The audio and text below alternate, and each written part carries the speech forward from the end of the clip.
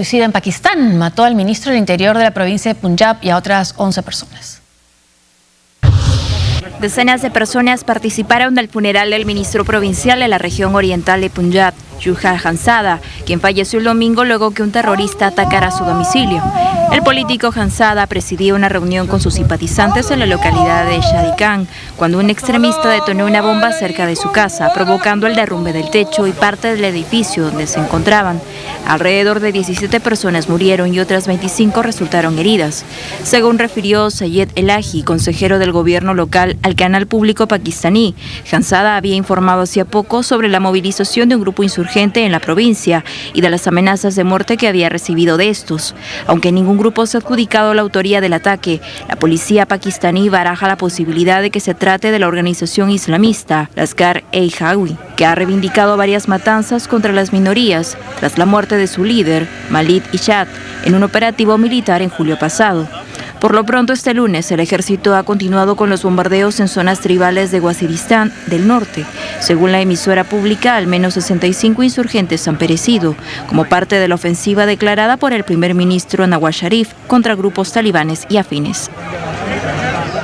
Bueno, aquí se ha sido reivindicado este ataque, este atentado, la muerte de este primer ministro del Interior que estaba en su casa con sus partidarios. Pusieron una bomba, un atacante suicida y se ha caído el techo por completo, matando a los que estaban ahí. Y esta reivindicación desde allá fue hecha, pero aquí no se trata de solo quién reivindica, sino que hay más de uno que podría reivindicar. Sí, en Pakistán, lamentablemente, sobre todo en la región fronteriza con Afganistán, hay diversos grupos, algunos más importantes que otros, pero en todo caso cualquiera es capaz de cometer un atentado de este tipo, lamentablemente. Ahora, la pauta ha sido que cuando llega este gobierno, el gobierno de Nawaz, primero intenta dialogar con algunos de los grupos radicales, sobre todo con los talibanes pakistaníes. Finalmente esas negociaciones no fructifican y los talibanes pakistaníes realizan atentados, uno en Peshawar hace un tiempo que fue sumamente brutal. Y los niños en el colegio. Contra objetivos escolares, civiles obviamente. Y el gobierno ahí no solo lanza una campaña decidida en contra de estos grupos, sino que restablece la pena de muerte, que estaba suspendida en su vigencia. No había sido derogada la norma, pero no se aplicaba. Había una moratoria. Entonces, dentro de esa campaña de ataques contra estos grupos, hace poco se dio muerte a uno de los líderes de esta organización y esto podría interpretarse como una represalia. Vamos a Yemen. Han muerto más de 80 personas durante los combates entre rebeldes hutíes y las fuerzas gubernamentales. Este domingo las fuerzas progubernamentales ingresaron a Taiz, la ciudad estratégica considerada la puerta de acceso a la capital, Sanaa, que se encuentra ocupada por los rebeldes hutíes desde principios de año. Los combatientes leales al presidente exiliado Abu Mansur Hadi, conocidos como las Fuerzas de Resistencia Popular, recuperaron el control del Palacio Presidencial, ampliando de esta forma sus dominios, después de recuperar 5 provincias del sur de Yemen, entre ellas la suroriental de Shawad. Más de 80 personas murieron en los combates entre rebeldes y el ejército. Bajo los escombros se hallaron los 50 cadáveres de los rebeldes, así como 31 cuerpos del ejército, según indicaron fuentes militares. En tanto, unos 23 civiles murieron, entre ellos varios niños, en un nuevo bombardeo de la coalición anti-Houthi que lidera Arabia Saudita en la provincia norteña de Al-Jawaz, según un reciente informe de la televisión estatal yemení Al Masira. La nueva ofensiva ocurre en momentos en que el ejército comandado por Riyadh invadiera y ocupara estratégicamente la isla yemení de Socotra, con el objetivo de construir una nueva base naval en la zona. Según un balance de la Organización Mundial de la Salud publicado el martes pasado, desde el mes de marzo, unas 4.440 personas han perecido y miles han resultado heridos en este conflicto armado que tiene enfrentadas al bastión rebelde de los hutis y a las milicias leales a Hadi.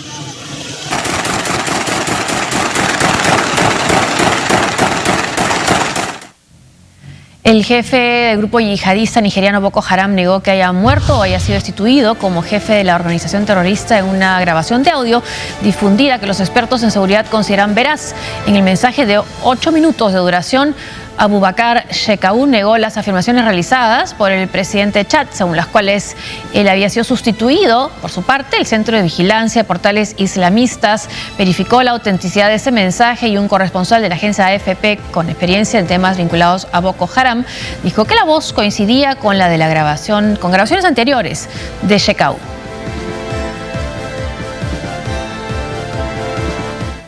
El Parlamento iraquí ha acusado al ex primer ministro Nouri al-Maliki y a otros funcionarios por la caída de Mosul en junio del 2014. De otro lado, Naciones Unidas condenó el bombardeo de las Fuerzas Armadas de Siria contra el mercado central de Douma. Ha pasado un año y más de 2 meses desde que el Estado Islámico se apoderó de la ciudad de Mosul, afectando seriamente a las Fuerzas Armadas iraquíes y revivando las grandes divisiones sectarias en ese país. Según un panel parlamentario de Irak, los responsables de la caída de Mosul son agentes de seguridad y funcionarios políticos que estaban en el poder en ese entonces, entre ellos el ex primer ministro Nouri al-Maliki. Este lunes el Parlamento iraquí aprobó por mayoría este informe que, entre otras cosas, señala que Maliki es responsable por la pérdida de casi 1/3 del territorio iraquí ante la insurgencia islamista, ya que el ex primer ministro tenía una imagen inexacta de la amenaza contra Mosul. Otros importantes acusados son el gobernador de Mosul, Atil al-Nuyayfi, el exministro de Defensa, Sadun al-Dulaimi, el ex jefe del ejército general Babakir Sebari, el excomandante de operaciones de la provincia de Nínive, Mahdi Harrawi, así como el comandante de la policía de Nínive, Khalid Hamdani, el ex viceministro del Interior, Adnan al-Asadi, y miembros kurdos de las fuerzas iraquíes. La acusación contra Maliki ocurre una semana después de que el primer ministro Haider al-Abadi empezara una campaña para combatir la corrupción y la mala gestión. El canciller de Rusia y su homólogo iraní se reunieron en Moscú para expresar su posición respecto a la crisis en Siria, que hasta el momento se mantiene en sintonía. Tanto Sergei Lavrov como Mohammad Javad Zarif coinciden en que el destino de Bashar al-Assad no puede ser decidido en el extranjero, insistiendo en que se opondrán a cualquier exigencia occidental contra el presidente sirio a retirarse del gobierno. Ambos funcionarios diplomáticos señalan que el destino de al-Assad debe ser negociado y acordado entre representantes del gobierno y sus rivales. Como se recuerda, el último viernes, el principal líder opositor sirio, Khaled Hoya, señaló tras su reunión con Lavrov que Rusia no está comprometida ni aferrada a que Bashar al-Assad se quede en el poder.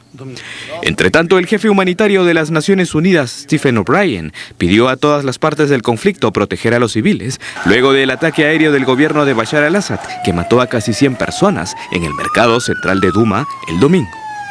O'Brien señaló que está horrorizado por el desprecio total por la vida civil, mostrado por todas las partes en este conflicto. Estamos viendo estas imágenes de este último ataque, que es un lugar muy cercano de Damasco. Sí, es una prueba del grado de deterioro del control territorial del gobierno. O sea, como no tiene suficientes soldados para controlar territorio, termina abandonándolo, pero como no quiere que sea gobernado por sus opositores, lo bombardea, ¿no? En el tema de Irak, ahí habría que tener en cuenta el dato que dan en el reportaje de que poco menos de una semana después de que empiece un proceso de reformas políticas de gran calado, del que se suponía que Anwar al-Maliki, el ex primer ministro, era enemigo, y algunos políticos árabes suníes, como el ex gobernador de Mosul, a la semana siguiente se lanzan estas acusaciones contra los posibles enemigos de la reforma política. Suena represalia. No parece...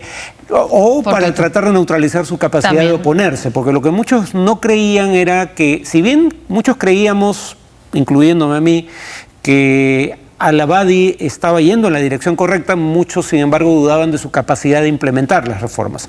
De esta manera está aumentando la probabilidad de implementar exitosamente esas reformas al intentar neutralizar a los enemigos de las mismas. Y culpándolos de una derrota que debe haber dolido tanto como la caída de la segunda ciudad, ¿no? Mosul.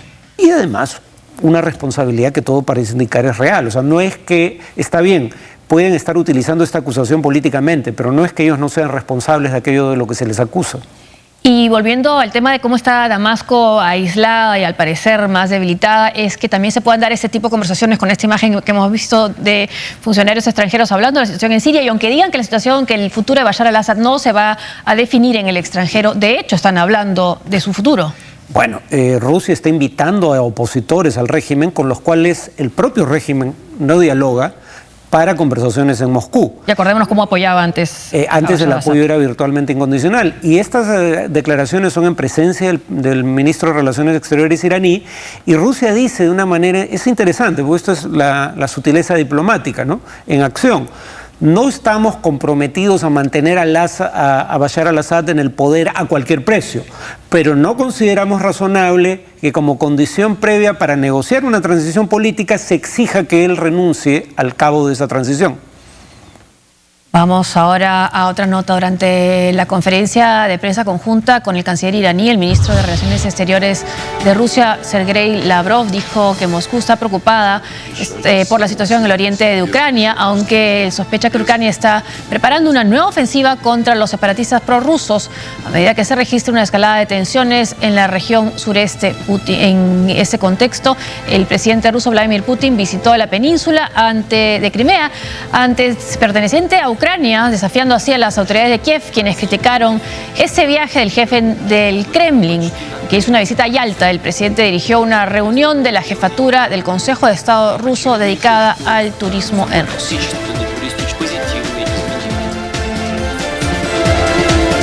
Una pausa y volvemos con lo último de la información.